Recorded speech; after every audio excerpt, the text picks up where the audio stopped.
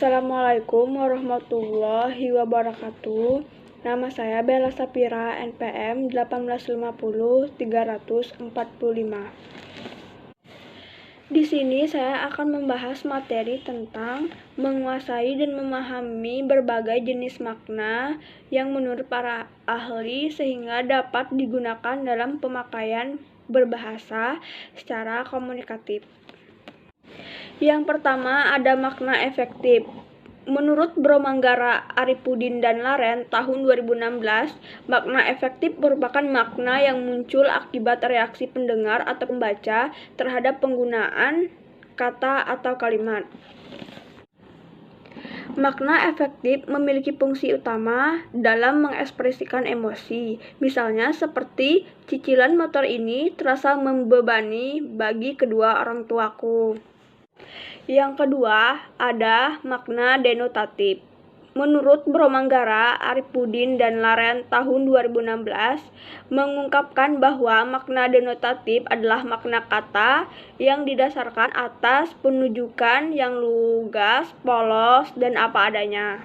Contoh dari kalimat denotatif ini yaitu ibu menanam mawar merah di halaman belakang. Yang ketiga ada makna deskriptif. Menurut Surjana dan Ibrahim tahun 1989 dalam Rahmaniar dan Anissa tahun 2017, makna deskriptif adalah makna yang berusaha mendeskripsikan suatu gejala, peristiwa, kejadian yang terjadi pada saat sekarang. Contoh kalimat dari deskriptif ini yaitu pencuri itu memakai baju berwarna merah dan memakai topi hitam yang menutupi seluruh wajahnya. Yang keempat, makna ekstensi. Menurut Harimurti tahun 1982 dalam Bromanggara, Aripudin, dan Laren tahun 2016 berpendapat bahwa makna ekstensi adalah makna yang mencakup semua ciri objek atau konsep. Makna ekstensi mencakup semua makna atau kemungkinan makna yang muncul dalam kata. Yang kelima ada makna emotif. Menurut Siple tahun 1962 dalam Bromanggara, Aripudin, dan Laren tahun 2016 mengatakan bahwa makna emotif adalah makna yang timbul akibat adanya reaksi pembicaraan atau sikap pembicara mengenai apa yang dipikirkan atau dirasakan. Contoh dari kalimat emotif ini yaitu senyumanmu begitu manis, semanis madu. Yang terakhir ada makna greflekter. Menurut Bromanggara, Aripudin, dan Laren tahun 2016, makna greflekter adalah makna yang muncul karena sugesti emosional dan makna yang berhubungan dengan kata atau ungkapan tabu. Hal-hal seperti ini misalnya berhubungan dengan seksual, kepercayaan, atau kebiasaan. Sekian materi dari saya, mohon maaf apabila ada kesalahan kata atau kekurangan. Saya ucapkan terima kasih.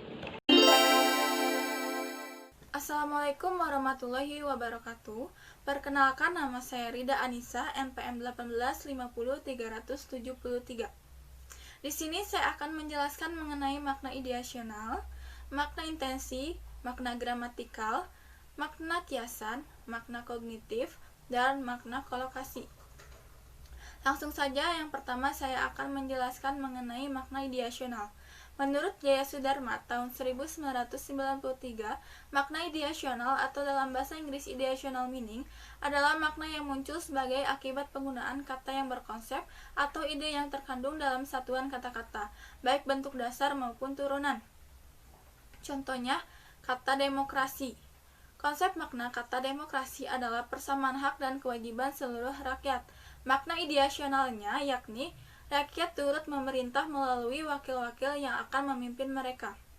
Rakyat berhak mengawasi jalannya pemerintahan, tetapi rakyat berkewajiban pula untuk bersama-sama menanggung biaya pembangunan yang mereka harapkan.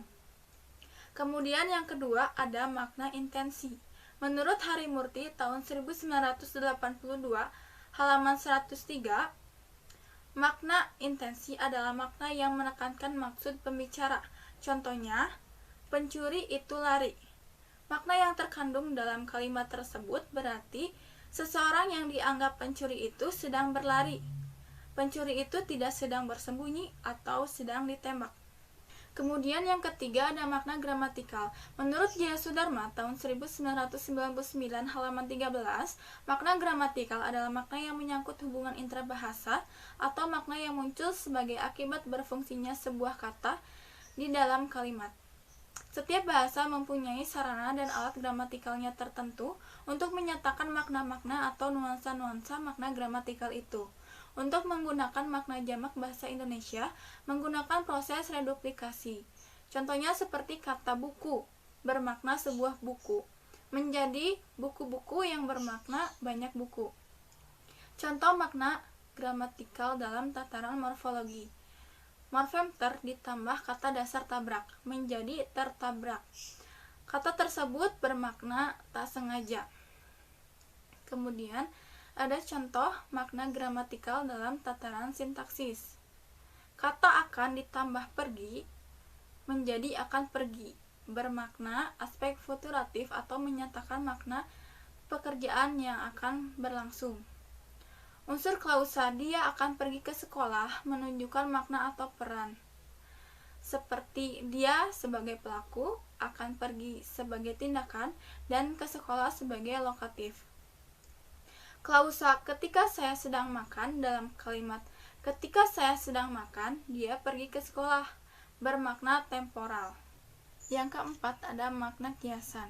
Menurut Haier tahun 2009 halaman 77, penggunaan istilah arti kiasan ini sebagai oposisi dari arti sebenarnya. Hal senada juga disampaikan oleh Pateda tahun 2010 halaman 108, makna kiasan adalah pemakaian kata yang maknanya tidak sebenarnya. Oleh karena itu, semua bentuk bahasa, baik kata, frase maupun kalimat yang tidak merujuk pada arti sebenarnya, arti leksikal, arti konseptual, atau arti denotatif disebut mempunyai arti kiasan. Contohnya seperti Raja Siang dalam arti matahari, Putri Malam dalam arti bulan, Daki Dunia dalam arti harta, uang, membanting tulang dalam arti bekerja keras, Kapal Padang Pasir dalam arti unta. Yang kelima ada makna kognitif. Menurut Pateda tahun 2010 halaman 109, makna kognitif adalah makna yang ditunjukkan oleh acuannya. Makna unsur bahasa yang sangat dekat hubungannya dengan dunia luar bahasa, objek atau gagasan, dan dapat dijelaskan berdasarkan analisis komponennya. Contohnya kata pohon, bermakna berbatang besar dan keras. Jika ada seseorang yang berkata pohon, maka akan terbayanglah pohon yang selama ini kita kenal atau kita ketahui. Memahami makna kata pohon, jika kita sedang berada di dalam bis yang sedang melintas di jalan raya, maka kita akan mengatakan, oh ini pohon jambu, oh ini pohon durian, oh ini pohon mangga, dan lain-lain. Nah, terhadap kata tersebut, kita dapat menganalisis komponennya, seperti berbatang besar, tinggi, berbatang keras, kemudian ada yang berbunga, ada yang tidak, ada yang berbuah, ada yang tidak, kadang-kadang bercabang, kadang-kadang tidak. Berdasarkan analisis komponen tersebut, maka seseorang dapat membedakan antara pohon yang satu dengan pohon yang lainnya. Kemudian yang keenam ada makna kolokasi. Menurut Leach dalam Pateda tahun 2010 halaman 110, makna kolokasi biasanya berhubungan dengan penggunaan beberapa kata di dalam lingkungan yang sama.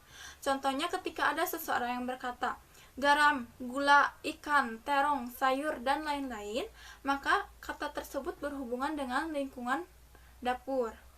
Kemudian, jika ada seseorang yang berkata pahat, palu, kayu, paku, gergaji, dan lain-lain, kata-kata tersebut berhubungan dengan lingkungan tukang kayu. Kemudian, jika ada seseorang yang mengatakan daftar gaji, lem, ballpoint, kertas, dan lain-lain, nah kata-kata tersebut berhubungan dengan kantor atau sekolah. Sekian materi yang dapat saya sampaikan, kurang lebihnya mohon maaf. Wassalamualaikum warahmatullahi wabarakatuh. Assalamualaikum warahmatullahi wabarakatuh. Perkenalkan, nama saya Amelia Rizky Aprilianti, NPM 1850375.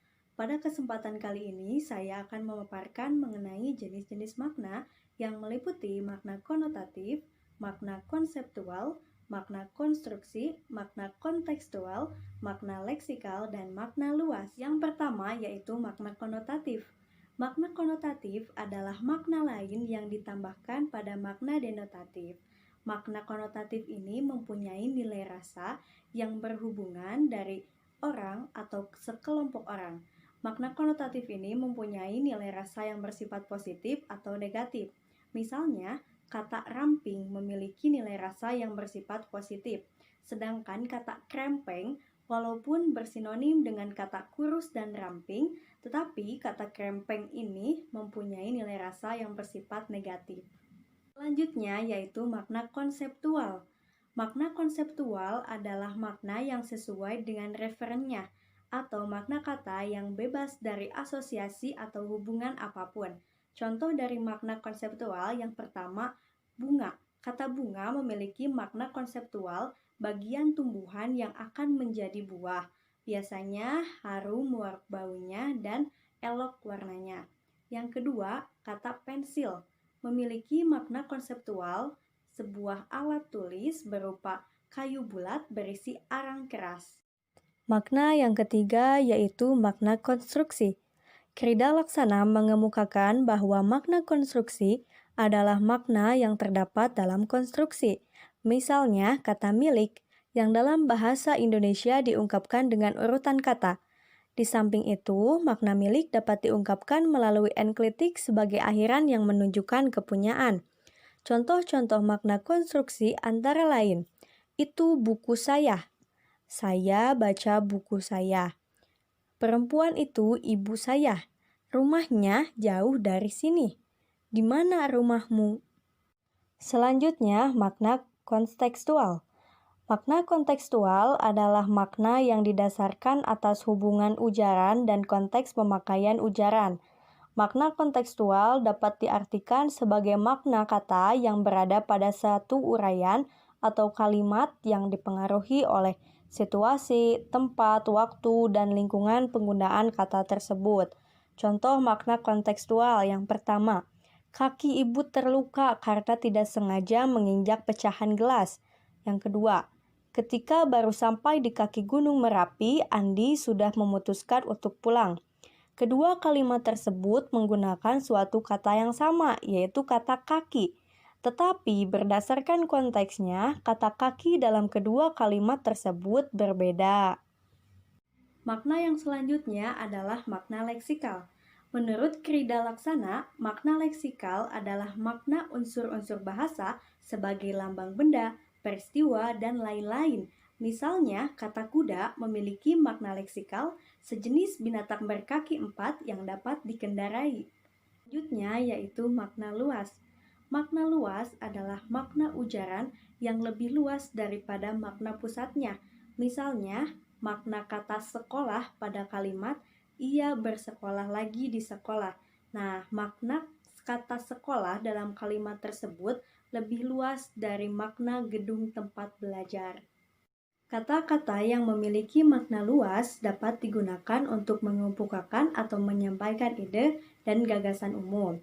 Kata-kata yang berkonsep memiliki makna luas juga dapat berasal dari makna yang sempit. Misalnya, kata kursi roda dengan kursi, pakaian dalam dengan pakaian, dan kata mencicipi dengan makan. Sekian materi yang dapat saya sampaikan. Terima kasih. Wassalamualaikum warahmatullahi wabarakatuh.